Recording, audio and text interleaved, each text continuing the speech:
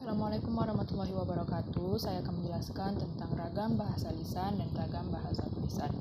Yang pertama, ragam bahasa lisan adalah bahasa yang dihasilkan alat ucap dengan fonem sebagai unsur dasarnya. Dalam ragam bahasa lisan ini, kita berurusan dengan tata bahasa, kosakata, dan lafal.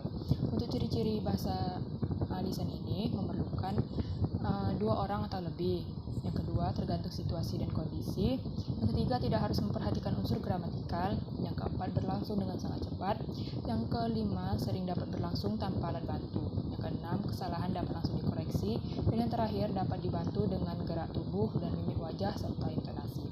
Kelebihan dari ragam bahasa lisan ini, di dalam ragam bahasa lisan ini, unsur-unsur fungsi gramatikal seperti subjek, predikat, dan objek selalu dinyatakan.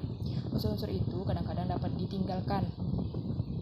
Hal ini disebabkan oleh bahasa yang digunakan itu dibantu oleh gerak, mimik, pandangan, anggukan, dan intonasi. Kelemahan dari ragam bahasa lisan ini sangat terikat pada kondisi, situasi, dan ruang dan waktu. Apa yang dibicarakan di dalam sebuah ruangan hanya akan berlaku untuk waktu itu saja. Apa yang diperbincangkan dalam satu ruangan diskusi belum tentu dapat dimengerti oleh orang yang berada di luar ruangan. Selanjutnya, ragam bahasa tulis. Ragam bahasa tulis ini adalah bahasa yang dihasilkan dengan memanfaatkan tulisan dengan huruf sebagai unsur dasarnya. Dalam ragam tulisan ini, kita berurusan dengan tata cara penulisan di tata bahasa dan kosakata. Oleh karena itu, dalam penggunaan ragam bahasa baku tulis ini diperlukan kecermatan dan ketepatan di dalam pemilihan kata. Ciri-ciri dari ragam tulis ini, yang pertama, tidak memerlukan orang. Yang kedua, tidak tergantung kondisi, situasi, dan ruang. Yang ketiga, harus memperhatikan unsur gramatikal. Yang keempat, dilengkapi dengan tanda baca, huruf besar dan huruf miring. Yang terakhir, tidak dapat dibantu dengan gerak tubuh dan mimik muka. Setelah itu, ragam bahasa baku dan ragam bahasa tidak baku. Yang pertama, ragam bahasa baku. Ragam bahasa baku merupakan kata yang digunakan sudah sesuai dengan pedoman atau kaidah bahasa yang sudah ditentukan.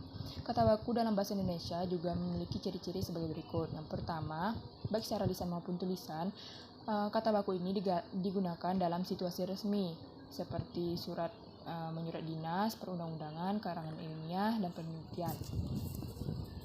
Ragam bahasa baku tidak dicampuri oleh dialek atau ragam tertentu. Kata baku dalam bahasa Indonesia mendukung empat fungsi. Yang pertama, fungsi pemersatu, fungsi pemberi kekhasan, fungsi pembawa kewibawaan, dan fungsi kerangka acuan. Selanjutnya, bahasa tidak baku. Ragam bahasa tidak baku adalah ragam yang tidak dilembagakan atau ditandai oleh ciri-ciri yang menyimpang dari norma ragam baku. Beberapa faktor penggunaan ragam tidak baku dalam bahasa Indonesia meliputi akronim atau singkatan. Singkatan adalah satu di antara hasil pemendekan yang berupa huruf atau gabungan huruf, baik dieja, huruf demi huruf, maupun yang tidak dieja, huruf demi huruf. Yang kelima, afiks. Afiks adalah bentuk terikat yang bila ditambahkan pada bentuk lain akan mengubah makna gramatikalnya. Yang terakhir, bentuk yang tidak beraturan dan tidak bisa dirumuskan. Bentuk yang tidak beraturan dan tidak bisa dirumuskan adalah bahasa Indonesia yang digunakan menggunakan ragam tidak baku dan bentuk kata atau frasa yang secara sintaksis tidak bisa diterima. Baiklah, pada kesempatan kali ini saya akan membawakan materi yang berjudul Berbahasa Indonesia yang Baik dan Benar. Yang pertama, berbahasa Indonesia yang baik. Baik yaitu sesuai dengan situasi komunikasi, formal dan non-formal. Tujuan, informasi yang ingin disampaikan dapat diterima dan dipahami oleh mitra tutur dengan baik.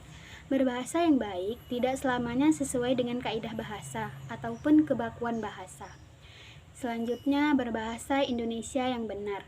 Benar yaitu sesuai dengan kaidah bahasa Indonesia, baik dari segi pembentukan kata, pengkalimatan, maupun penulisan ejaan.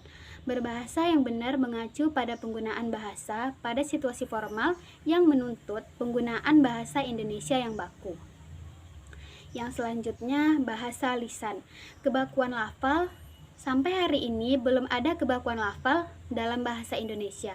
Definisi lafal baku dalam bahasa Indonesia dikonsepsi dengan bentuk negasi, yaitu tidak diwarnai oleh ciri bahasa daerahnya. Contohnya, ucapkan kata-kata berikut ini: pahlawan, tahu, tahan, bapak, adik, tidak, aktif, insentif, atap, tutup, Bandung, Bali. Nah, hal-hal yang harus diperhatikan dalam berbahasa lisan adalah situasi dalam situasi santai atau formal, mitra tutur laki-laki ataupun perempuan, anak-anak dewasa atau orang tua, status dan jabatannya. Bahasa lisan, pilihan kata yang berkonotasi baik. Meminta sama dengan memohon, datang, hadir, mau, berkenan, berkeinginan, berharap, bekas sama dengan mantan. Pilihan kata: kuburan, makam, pusara, dipecat, di PHK atau dirumahkan, mengundurkan diri, pensiun dini, penonton juga sama dengan pemirsa, hamil sama dengan mengandung, memerintahkan ataupun menugasi. Pilihan kata. Ketetapan penggunaan kata.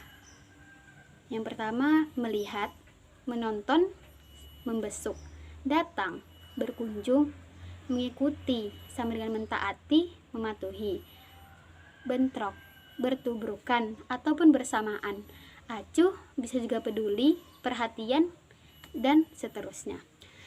Bentuk penghalusan, yakni contohnya ada diinterogasi, bisa jadi dimintai keterangan, ditangkap sama dengan diamankan, dipenjara, diinapkan, ceroboh, Assalamualaikum warahmatullahi wabarakatuh. Saya Alifa Omera Adelia Sofi akan menjelaskan tentang ragam bahasa sosial dan ragam bahasa fungsional. Jadi ragam bahasa sosial itu adalah ragam bahasa yang sebagian norma dan kaidahnya didasarkan atas kesepakatan bersama dalam lingkungan sosial yang lebih kecil di dalam masyarakat. Misalnya ragam bahasa yang digunakan dalam keluarga atau di dalam pertemanan atau persahabatan dua orang yang sudah akrab itu merupakan ragam sosial. Selain itu, ragam sosial ini berhubungan pula dengan tinggi atau rendahnya status kemasyarakatan lingkungan sosial yang bersangkutan. Selanjutnya, ragam fungsional. Ragam fungsional ini atau ragam profesional adalah ragam bahasa yang dikaitkan dengan profesi, lingkungan kerja, lembaga, atau kegiatan tertentu lainnya. Ragam fungsional ini dikaitkan dengan keresmian keadaan penggunaannya, seperti bahasa negara atau bahasa teknis keprofesian seperti bahasa dalam lingkungan keilmuan, teknologi, kedokteran, atau keagamaan. Itu merupakan dari ragam fungsional. Terima kasih.